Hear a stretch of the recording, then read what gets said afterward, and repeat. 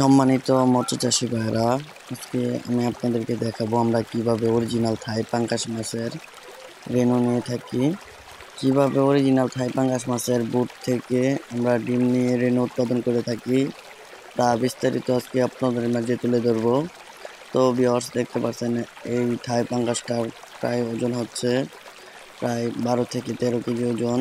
এই থাই পাঙ্গাস মাছের পেট থেকে আমরা মূলত হাতে টিপে ডিম বের করতেছি। তো ভিউয়ার্স, দেখেন আমরা কিভাবে এই অরিজিনাল থাই পাঙ্গাস মাছের পেট থেকে ডিম উৎপাদন করি তা বিস্তারিত আজকে আমি আপনাদের মাঝে তুলে ধরবো।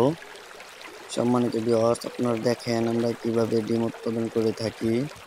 আপনারা চাইলে আমাদের সুবর্ণ মৎস্য নার্সারি থেকে সরাসরি আইসা এই অরিজিনাল থাই পাঙ্গাস মাছের রেনু ও পোনা ক্রয় করতে পারবেন। আমরা বিক্রি করে থাকি। আমাদের সুবর্ণ মৎস্য নার্সারি থেকে সকল প্রকার মাছের রেনু ও চারাপোনা উৎপাদন করা হয়। আপনারা চাইলে আমাদের নার্সারি থেকে সরাসরি আইসা ক্রয় করতে পারবেন। তো ভিউয়ার্স, মূলত আজকে আমি আপনাদেরকে দেখাচ্ছি ডিম, থাই পাঙ্গাস মাছের ডিম উৎপাদন করার প্রক্রিয়াটা আমি আজকে আপনাদেরকে দেখাবো। তো ভিউয়ার্স, আপনারা দেখেন আমরা কিভাবে ডিম উৎপাদন করে থাকি থাই পাঙ্গাস মাছের থেকে।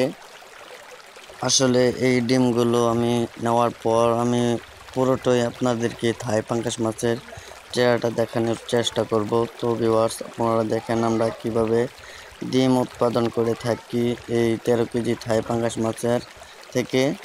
তো ভিউয়ার্স, আপনারা আর দেরি না করে এখনই আমাদের স্ক্রিনে দেওয়া নাম্বারে অর্ডার করুন।